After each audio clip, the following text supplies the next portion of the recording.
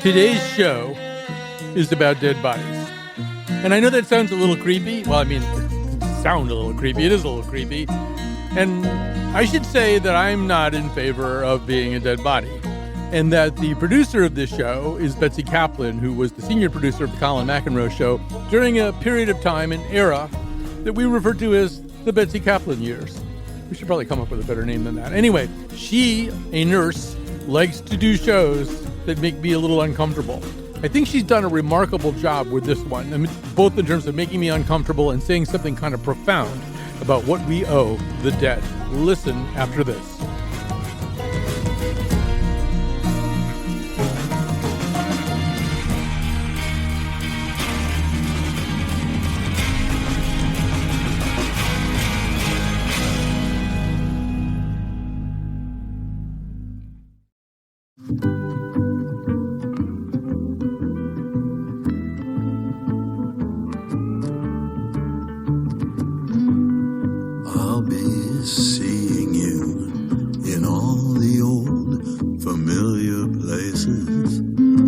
This heart of mine embraces all day through.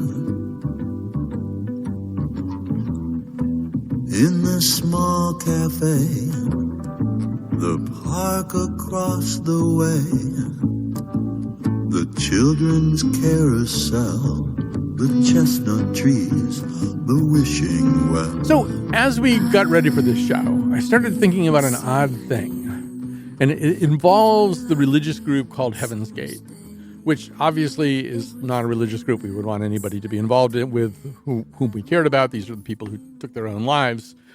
But one of the things that they talked about prior to taking their own lives was the idea of their bodies as containers. Their idea was that when you die, you leave your container. You escape your container. And that might be the only thing about Heaven's Gate that's worth preserving, but it's an interesting idea. And it kind of informed my thinking about the show that we're doing today. This show is developed by our former senior producer, Betsy Kaplan, who's come back to do this one with us. And we're going to be talking today about sort of what do we owe the dead? What do we owe the body of a dead person? How do we think about it? How do we treat those bodies? What do we do when there's no body? All of that and possibly more. So stay with us. I think I can say that this will not be too macabre, but obviously we're going to talk about stuff that people, including me, often don't want to talk about. A little bit later, we're going to talk to Thomas Lynch, who's a poet, firefighter, undertaker, all kinds of things. He's been with us before. But right now, we're going to talk to somebody who has a very remarkable relationship with this topic and has written a very stirring book about it. Barbara Butcher, a retired New York City death investigator and the author of What the Dead Know, Learning About Life as a New York City Death Investigator. She's featured in Dick Wolf's Netflix docuseries Homicide New York. Barbara Butcher, welcome to our conversation.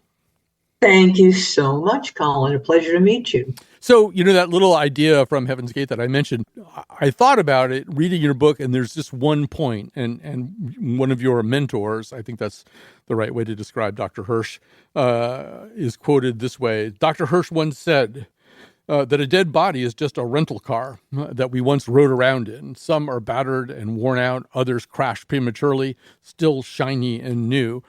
That's a stirring image. It's a little bit like that idea of the container, right? A dead body is something that used to contain us or that we used to ride around in, and now it's something else. And your book is in many ways, I mean, it's a lot of different things, and it's just great storytelling, but it's a little bit of a meditation on that question, right? What is this dead body? What is this dead body?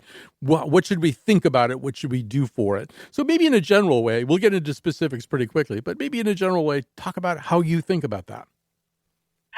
Oh, let's see. I tend to follow the Heaven's Gate or Dr. Hirsch's precept, which is that the body it's either a soft robot or a rental car or a container that we're given to carry around our personhood. I tend to believe that the soul, the so-called soul, is a packet of energy that comes from some universal source and inhabits the body at the time of, I don't know, maybe birth, who knows. But then when we die, when the machine dies, when the rental car, the container dies, That soul goes back to wherever it belongs. Energy is neither created nor destroyed. The body, however, is very destroyed. And it goes back to the earth, to the organic compounds from whence it came. So let's talk about that destroyed body. And let's now talk in terms of some of the very specific stories that you tell. One of the things you do fairly early in the book is to contrast two bodies in a way and contrast the handling that you and your colleagues have of these two situations. One of them is somebody who dies in a rather opulent Fifth Avenue apartment, and the other is a person who dies in pretty much its opposite, who dies in a place called the White House, which is not the White House that we think of. It was what was sometimes referred to as unkindly as a flop house down in the Bowery area. I don't know, just quickly sketch out those two stories and then talk about why you juxtaposed them. That's a good question. And, I hadn't even thought about why I juxtaposed them. However, I think it is not in and of itself related to the body. In other words, see, let me explain what the body is to me. First and foremost, it is a wealth of clues, of evidence. My job is to read the body, to interpret what it's telling me so that I can understand whether this is a homicide, suicide, accident, or natural death. And how I read that body is my profession. And what I gain from it is not only an answer, but sometimes justice for the families who've lost that person. So that's what the body is to me initially when I walk into a case, when I walk into a room. But then when that's done, now it is the remnants of a person, and it's the symbol of who that person was in that moment. So let's take the case of the wealthy lady who died surrounded by impressionist art, real, masters. And our wealthy son was there. It was an incredibly beautiful apartment. And our family treated her with respect, reverence even, and gentle care as her life left her body. And then the body itself, one imagines, would be taken to, let's say, Frank E. Campbell Funeral Home or some other appropriately fancy place for burial, internment, and a service. That's not her anymore. They're memories of who she was. That's her. Now let's take, for a second, Felix in the White House Hotel, a flop house filled with alcoholics and drug addicts and people who have hit the bottom of life. Felix, he too had a life. But what's reflected to me by his surroundings is that he lost everything through his alcoholism. And now he's sleeping in a 4x8 narrow cell with no roof, just a cot, an orange crate box for a night table, a 1970-something Reader's Digest, well-worn, well-read, and a picture of a woman. Everything I need to know about his life is contained in those few small objects and in the poor, frail body before me. Now, I can send him off, his spirit, and his friend, Richard, who was standing nearby. He too can send Felix's spirit off to wherever it's going and to have memories of him. But his body itself, well, most likely it would wind up in the Potter's Field of New York City because there's no one to claim him. So the person is one thing, the body, very much different. Yeah, and you get the feeling also that there's the person who lived, there's the body that's left now that the person isn't living anymore. And as you're kind of suggesting, there's also some stuff, some relics, some remnants, some physical things that are left over. Now, it could be an incredibly expensive impressionist art collection. But in the case of Felix, who's a Korean War veteran, there's a poignance to all of this. He's got this Reader's Digest article that apparently has something to do with romantic longing, and has some connection to a love that he lost. And the fact that he's kind of down to that, but he's not letting that go, that's going to be with him up to his final seconds. To me, that's the other part of this. There's the person, there's the body, but then there's these material possessions that I think, it's like the old pharaohs who wanted to be buried with everything they ever owned. But there's certain things that seem to have a kind of power in that death scene. Yeah, you're exactly right. The things that surround a person, the place in which they die, tells us so much about not only how they died, but how they lived and who they were. And in the case of Felix, I mean, it was more evidence of who he was. In writing about him, I just hoped to let people know that everyone has a story, no matter how low in life or elevated. We're all somebody. Absolutely. And one of the other things that you get into is sort of our attitude about bodies and a kind of fascination that we have with them. I think probably the more impersonal the relationship is, the easier the fascination is to sustain. I mean, you described one situation where you and your team went to the site where a man had jumped off a building and the body was there. I think he'd landed in a graveyard, if I remember it correctly. And you were trying to shield the body from just, rubberneckers, from people who just wanted to look at it. And you were Yeah. getting booed by this crowd of people who had gathered there. What's going on there? Why would people be booing you for doing what is pretty clearly a decent and dignified thing for this deceased person? Oh God, that was one of the strangest moments of my life. And it's funny because I just walked past there about 4 or 5 days ago. It was Trinity Church, Mm-hmm. downtown Manhattan.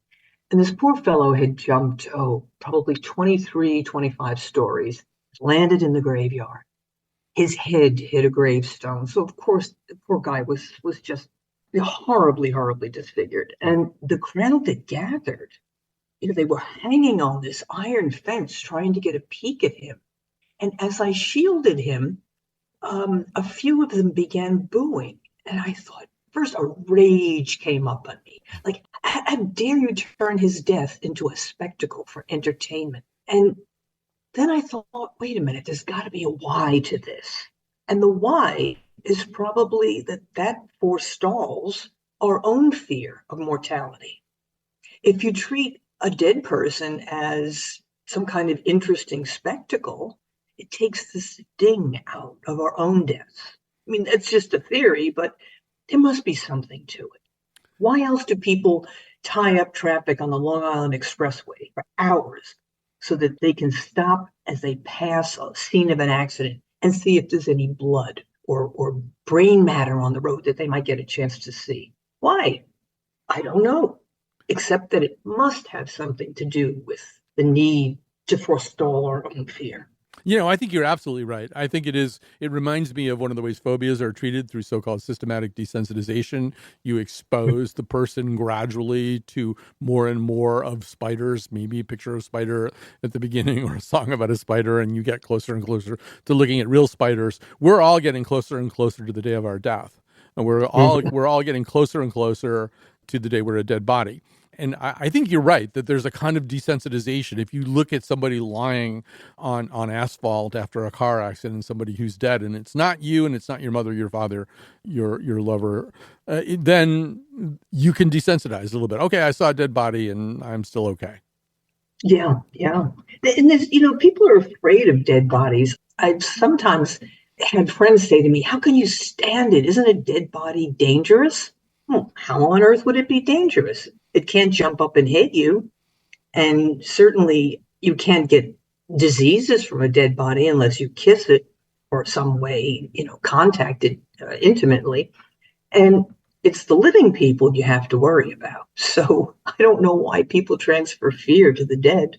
Oh, But the first story in your book is about a dangerous dead body, and oh yeah, it's a dead body that's been made dangerous by the person who has hanged himself, and he's done it in such a way that he's essentially booby trapped his own body, so that the next person who interacts with it may be electrocuted, and you figure this out kind of at the last minute. You figure this out when other people are in danger of touching this body, and make a hasty phone call and stop the thing. So, I mean, yeah, most dead bodies maybe not that dangerous. That one was.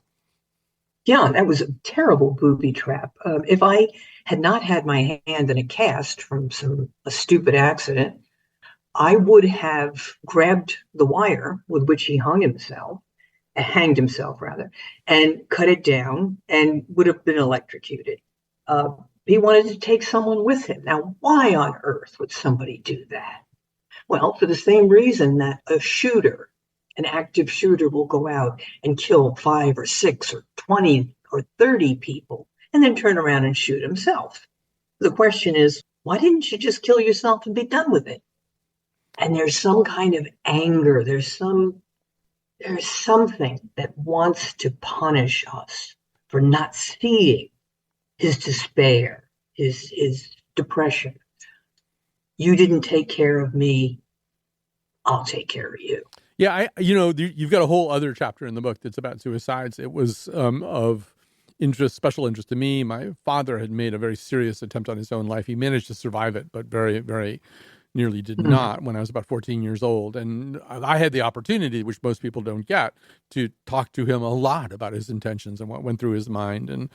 And it made me realize that, I bet you every single person who decides to kill him or her or themselves has a slightly different set of feelings about it. It isn't just one or two different things. It's really, really complicated. And in a way, these scenes that you come upon are people who are no longer alive, effectively telling you a story about why they did what they did. As you point out, it's like 1/3 of the people leave notes. The other 2/3, it's somebody like you who comes in and says, what went on here? How can I help the people who are still alive, who knew this person? You may want to say a little bit more about that too. Yeah, I think that one of the best parts of my job, and there were many, was hearing the story that the body had to tell. And that's not just in the terms of evidentiary or criminal justice things, clues, if you will, but the idea that someone's death has been precipitated by a series of events. And it's up to me to see if I can reconstruct that. And I think in the case of suicide, sometimes a room just reeks of despair. Everything is dull and brown and dry, and the whole room speaks to you. In other cases, like one young man, very, very nice looking, very nice apartment, he killed himself, but on his table were all these wonderfully colored cards that he had made of construction paper and glue and glitter. And they were invitations to his memorial service. I thought, wow, what the hell? This is so interesting. In that, he knew he had to end his life. We have no idea why, because I didn't see any evidence of that in his home. Was it a failed love affair, loss of prestige or business or security, or just depression? But yet there was something in him that cared enough about his life to want people to celebrate it. I thought, wow, that's really intriguing. And I searched everywhere to find out, what could it possibly be? Signs of an illness, perhaps, something that he was going to die quickly or painfully. Couldn't find a damn thing. But I always think about him. I think there was some irony in it, too. Yes. Hard to say. Yes. Well, I also just want to quickly say to anyone listening to this, if it's resonating with you, if you've had thoughts of this kind, there are many, many, many sources of help. But you can start with 988 Suicide and Crisis Lifeline. That's a 24/7 lifeline. But please don't let that go unchecked or untreated. Talk to somebody, reach out to people who care about you, or call one of the many crisis lines that are available. So, Thank you, Colin, for putting that in and for saying that. It's so important. People need to remember that suicide is a permanent solution to a temporary problem. And I know that because I've been suicidal myself multiple times. Thank God something kept me from doing it. To that point, one of the things that you handle very poignantly in this book are your own struggles with alcohol and with depression. But I find myself still struggling a little bit with the chicken-egg question.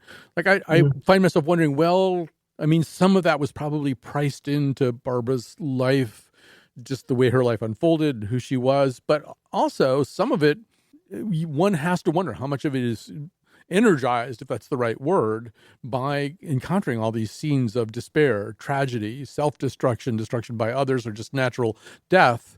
It's a hard landscape to live inside of. And I just wonder, I'm sure you've thought a lot about whether or not that contributed to some of the problems that you eventually had to deal with in yourself.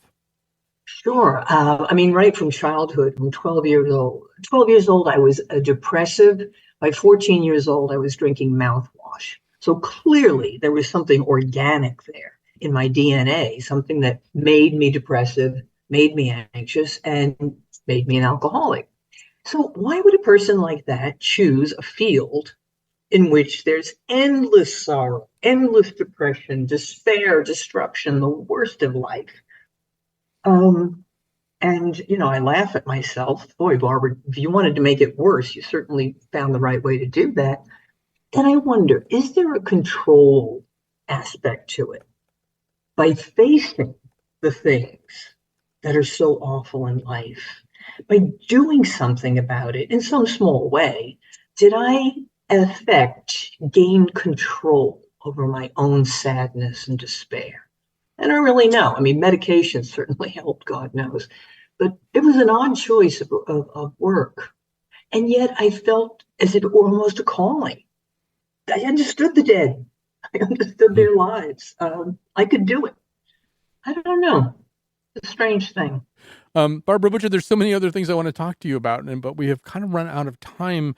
I really do recommend this remarkable book to people, What the Dead Know, Learning About Life as a New York City Death Investigator by Barbara Butcher. It's like sitting down with Barbara Butcher for a long, long conversation at a Greek diner that's open all night, which actually turns out to be a very important thing in the book. So, Barbara Butcher, I'd be happy to meet you at an all-night Greek diner sometime and carry on this conversation. But thank you very much for what we've had so far. Thank you, Colin. It would be my pleasure. We're going to take a little break here. We're going to come back with Thomas Lynch, so stay with us. In the land, they don't have no mercy in the land.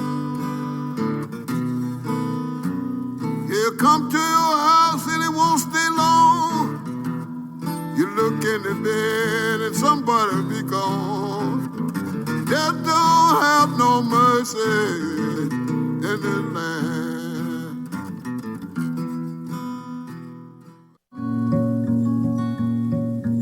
I'm singing at a funeral tomorrow for a kid a year older than me.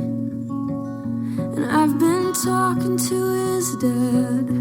It makes me so sad when I think too much about it. I can't breathe. And I have this dream. So, first of all, that's Phoebe Bridgers. I think the first time I heard that song, that was when I knew Phoebe Bridgers was kind of here to stay. Such a remarkable song. And speaking of remarkable, I would say for the person that I share a life with, the woman with whom I live, those occasions when we get Thomas Lynch on the show are maybe the most impressive things we ever do from her point of view. And we've had Barack Obama on this show. So just to give you a little bit of context, Thomas Lynch is the author of 6 collections of poems, 6 books of essays, and a book of stories. His most recent books are The Depositions, New and Selected Essays, and Bone Rosary, New and Selected Poems. A novel, No Prisoners, will be forthcoming. He's worked as a funeral director for over 50 years with Lynch and Sons of Milford and Brighton, Michigan. Michigan? What is that my abbreviation for? It's Michigan. It's Michigan. All right. I panicked for a second there. Thomas Lynch, welcome back to our show. Thanks very much, Colin. Glad to be here. So I want to begin with just a little bit of syntax in your writing. A lot of times when you are writing about a body of a person, well, I'll give you an example. George Horton, you write in one of your more famous pieces, will take his leave, waked and well remembered, on a coming Saturday. So that's the body of George Horton. He's already dead. From a colder perspective, George has already taken his leave. But you write as though there's still something in it for George. There's some things that have to happen for George. And maybe you could say a little bit more about that. I think, there's this whole idea, well, funerals are for the family, for the loved ones, for the survivors. You write as though really the first person for whom a funeral is and for whom a lot of observances are is in fact the dead person. Well, I suppose my sense of it is that the dead aren't right and truly dead until they're dismissed by the living. And my work as a funeral director, I think, is a way for the living to sort of close the gap between the deaths that happen and the deaths that matter, so that they can sort of get used to that notion. And one of the things a funeral accomplishes, I think, for the living in particular, is that it sort of brings the facts into compliance with reality. So we begin to behave as if people abide in the past tense after a funeral. Mm. Oh, Before the funeral, they're still very much alive in our imagination and memory and our muscle memories and our hearts. In many ways, a lot of us who live a modern life can go many, many years without encountering a dead body.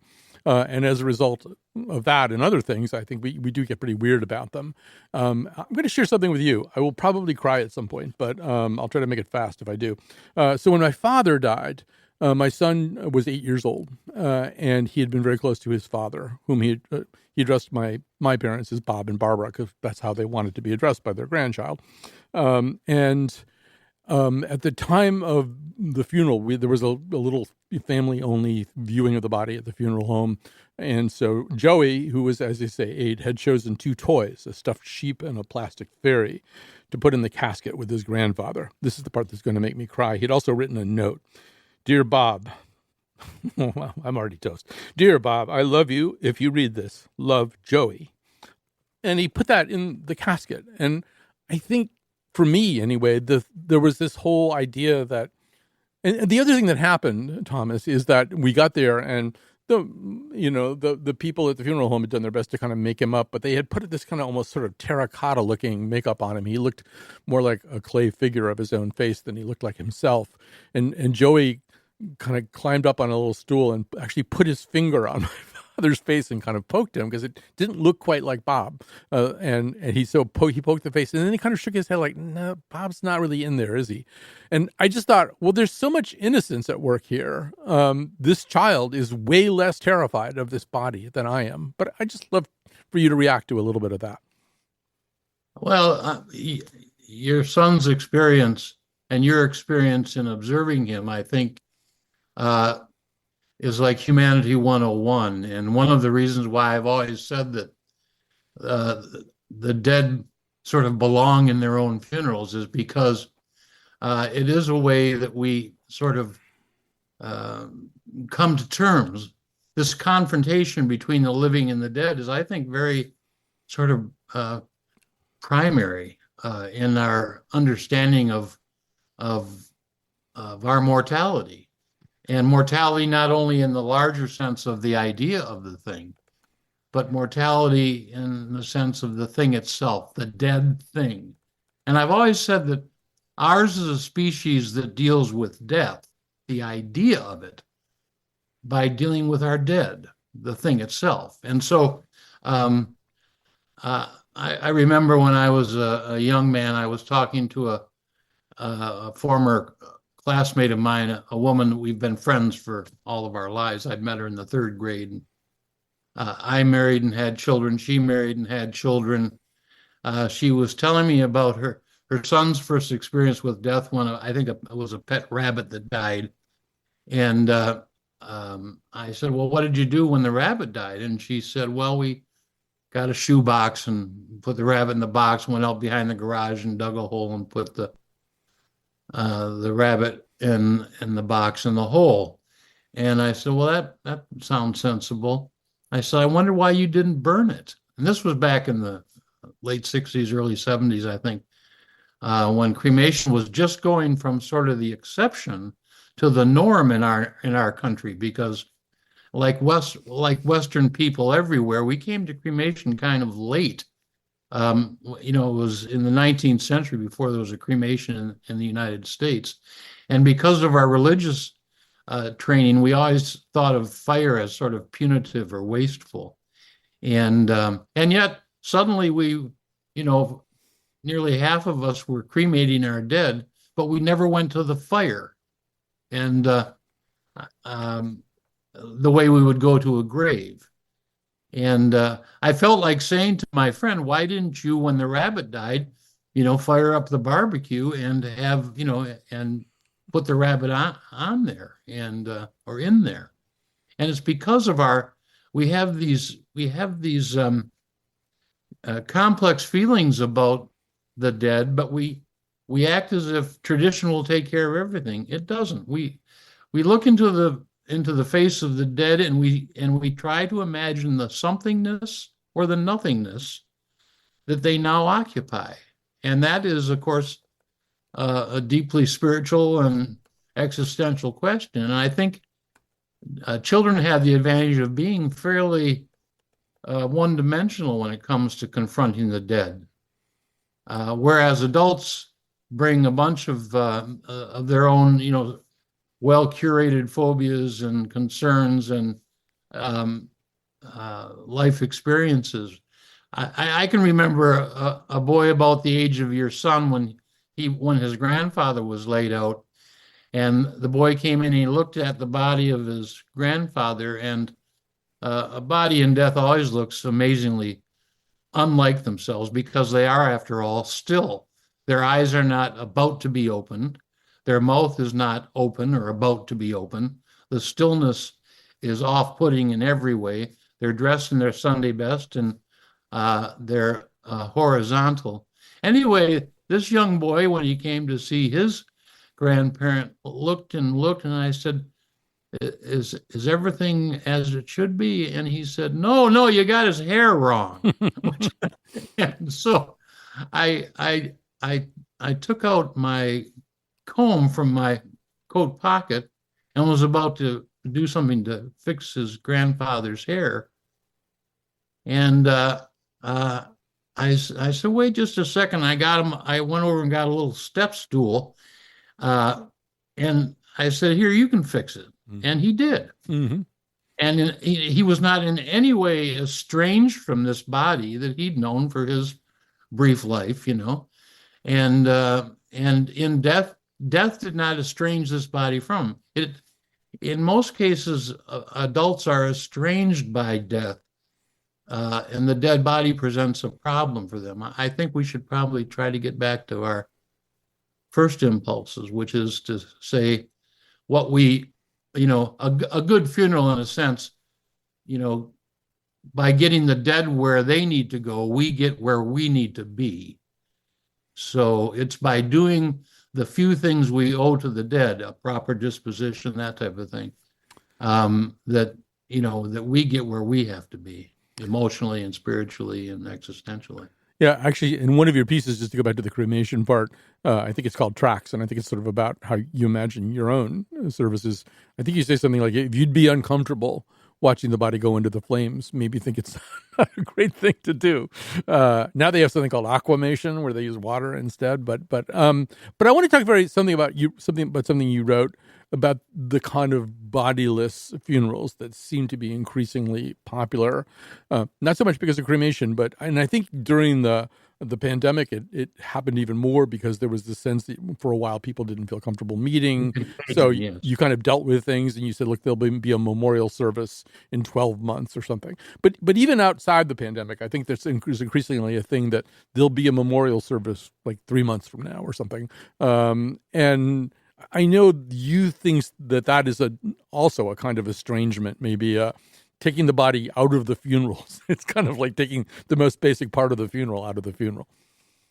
I do think so. I think the dead at the funeral represent very much what the baby does at a baptism, or the bride does at the wedding, or the groom. And we wouldn't go we don't have memorial nuptials, or we don't have, we want to see these people who are committing to bide with each other and bed with each other and be with each other for the rest of their lives. That's a remarkable and oftentimes unbelievable statement, but that's what they're contracting to do. That's what a wedding is, a bargain made between two people, obviously smitten out of their brain boxes by love, or whatever it is that makes them make such promises. And we all know that some people don't accomplish that. But we also all know people who make marriage look really good and full of grace somehow. And it's the same at funerals. Without a dead body there, we are basically at an event where, I've said before, The talk is uplifting, the music is life-affirming, someone's on hand to proclaim closure, usually just before the Merlot runs out, and everybody's welcome but the dead guy. Something's missing, I think. The dead belong there. I think, also we all have different sensibilities. I'm actually serious when I say this, though it sounds like a pose or something. When I heard about Tibetan sky burials, which is where the corpse is kind of propped up and birds of carrion eaters come and just pick the bones clean, I thought, oh, that would be great. I would love that. I know it's not really an option for me, but I would love that. Another person would be repulsed by it. We're all probably a little bit different in how we think even about our own bodies after life has left them. It's true. I think, Tibetan sky burial is very fine, particularly because once the birds have done their job, they are regarded as different in a way, somehow more sacred, more holy because of this favor they have done us, and I suppose that we think of Earth in the same way. Our problem with cremation, by the way, is an ancient and honorable and very efficient way to dispose of our dead properly. It's only that we don't make ourselves available for the metaphor. We don't feel the warmth of the fire. We don't get the illumination because we don't go to the fire. We like the industrial efficiency. We just don't like the fire. And yet we all say, when I'm dead, just cremate me. And the difference is the operative word in that trope is just. And the emphasis is on minimalization. And I think that's where we go off track. If everybody who burned their dead at least got as close to the fire as it took to assist getting the body into it, I think they'd leave that place feeling as if they'd done their job. And by doing their job honorably and properly, I think they would be more quickly able to get back to the business of living without the dead.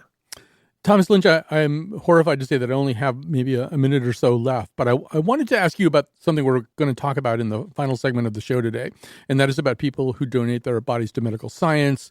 This unfortunately involves a pretty highly publicized case in which some of those bodies, the parts were sold to people who wanted them for various reasons from a morgue at Harvard University. So that obviously seems like just an incredibly profound betrayal and a very shocking and hurtful one. But maybe just talk a little bit about how you even view that question of leaving your body to science. I think you eventually do get back the cremated remains when the medical students are done or whatever. And in a way, it is sort of a message that maybe the dead person can send to the future. I don't know. How do you see it? Well, I think the impulse to gift ourselves but we all think the gift is going to, cure cancer or allay suffering in some way. Mostly it's for anatomical study to see where the knee bone is connected and the hip bone. It's and that is why most bodies donated for anatomical study become, bodies of parts. And so while I appreciate the impulse to make ourselves useful even after we're dead, and isn't that very American in a way, darkly Calvinist? But anyway, I think we should study what goes on and then decide if this is right for us. And then the living should have veto power, because the living need to take leave of the dead. I've written someplace that the dead don't care. I believe that to be true. And I've spent enough time among and with the dead that, and nobody's ever said, do this, do that, give me the blue striped suit or the copper casket. They don't care. Yes, although my grandmother did leave a note saying that she wanted a certain robe and certain socks. And when we went looking for the robe, there was a piece of paper in a robe, and it just said, "This is it." So anyway, we have to stop here. Thomas Lynch, it is a joy to talk to you. I hope when the novel comes out, you'll honor us with your presence once again. Thomas Lynch, author of 6 collections of poems, 6 books of essays, and a book of stories. Thanks for being with us. Thanks, Colin. Shadows are falling and I'm running out out of breath. Keep me in your heart for a while. If I leave you, it doesn't mean I love you any less. Keep me in your heart for a while. When you get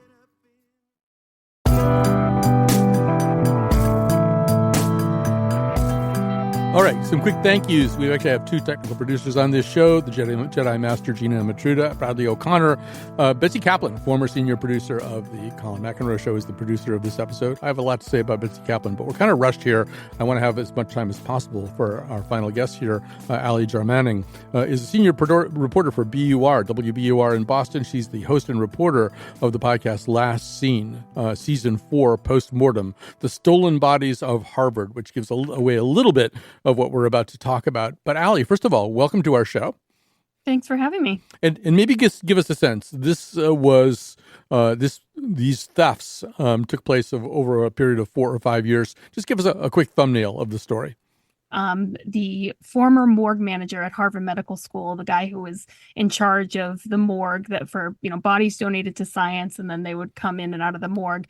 He was accused of stealing and selling body parts to people he met online, inviting people into the morgue. Allegedly, he has pleaded not guilty, and basically selling them to people who were in the oddities field. So these are people that are collecting body parts, basically for display out of almost you would collect antiques or something like that. And so prosecutors said that he did this over a period of about 4 years.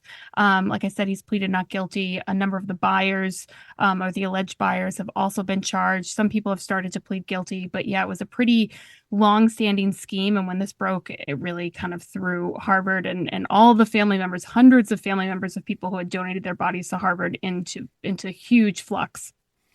There's so many things about this that are unsettling and disturbing. In October of 2020, with the pandemic raging, people kind of staying in their houses, this was still going on.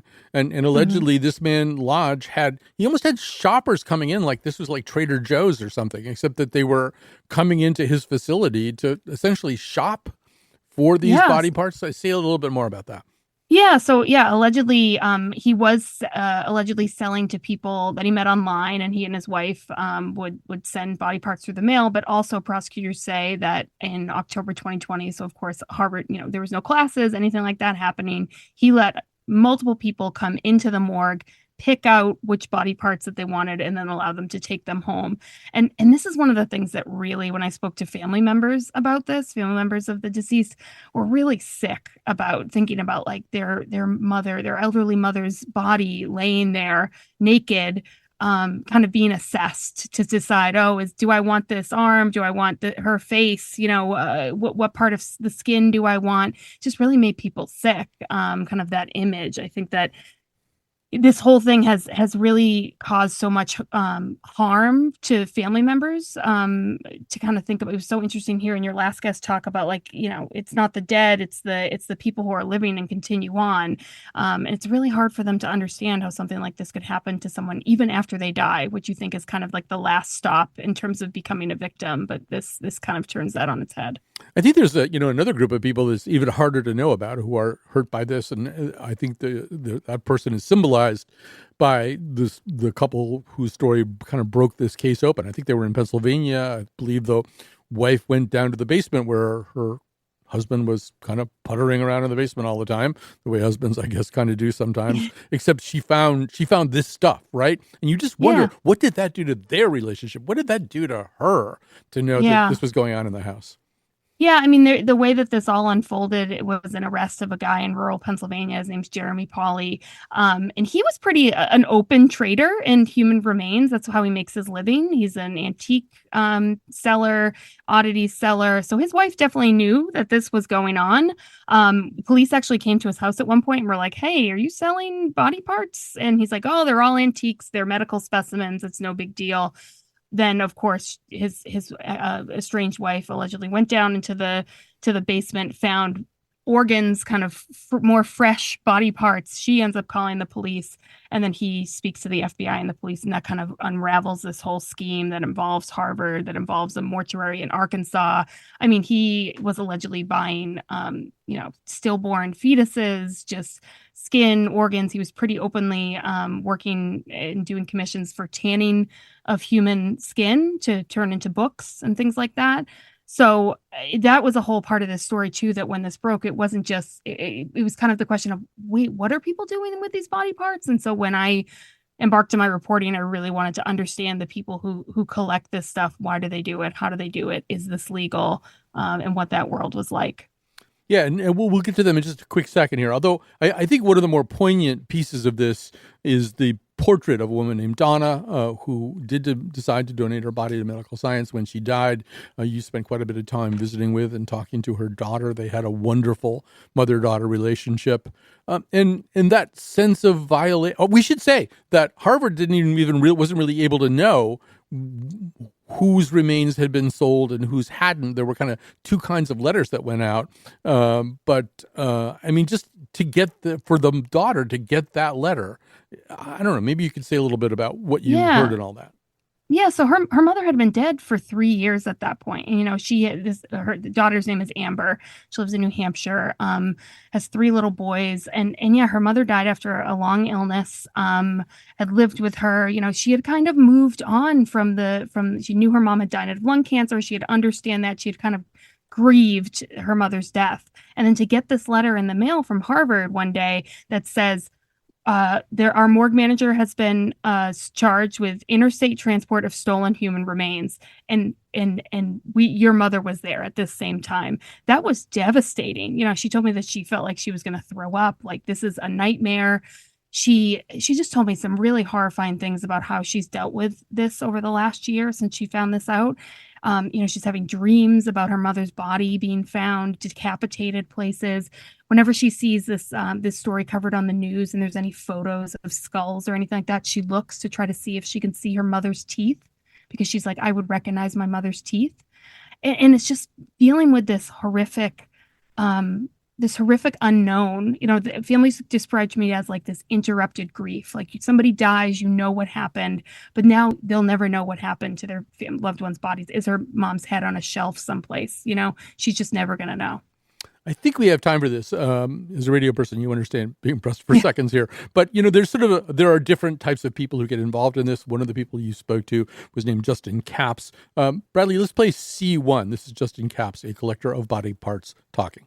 I wonder about that. I wonder how many of them even had a choice to become medical specimens. And the only way I was able to get over any of it was to have a sit-down conversation with each one of them that come in here and explain to every one of them, like, I'm not going to disrespect you. I'm going to treat you like you should be treated. As you can see, I do that. So. We should say the question was, do you wonder whoever these people were hundreds of years ago, how they would feel about being in someone's living room? This is sort of a slightly different kind of thing, Allie. We're a little bit pressed for time, but explain what he's doing and how it's different. Yeah, so he and his wife have 7 skeletons, including a fetal skeleton, in their living room, and they consider themselves rescuers of human remains. So these are skeletons that were held by different organizations for kind of rituals and things like that, like the Odd Fellows, those kind of things. And so he has been collecting these like out of storage from places and just putting them back together and displaying them in his living room. And I asked him, how do you think the people who these were would feel about that? And he basically said, I think that maybe they didn't have a choice, but I'm doing the best I can to take care of them now. We're going to have to stop here, but even though I know this is a somewhat macabre topic, it's really beautifully handled and fascinatingly handled in the podcast. Allie Jarmanning is a senior reporter for WBUR. What we're talking about is a podcast called Last Seen, Season 4, Postmortem, The Stolen Bodies of Harvard. Thank you very much for talking to us today. Thanks to the rest of you for listening. Thanks to Betsy Kaplan for finding yet another topic she could produce that would make me very lightheaded. From Bangkok to Calgary, and the soles of your shoes are all worn down. The time for sleep is now, but it's nothing to cry about, 'cause we'll hold each other soon in the blackest of rooms.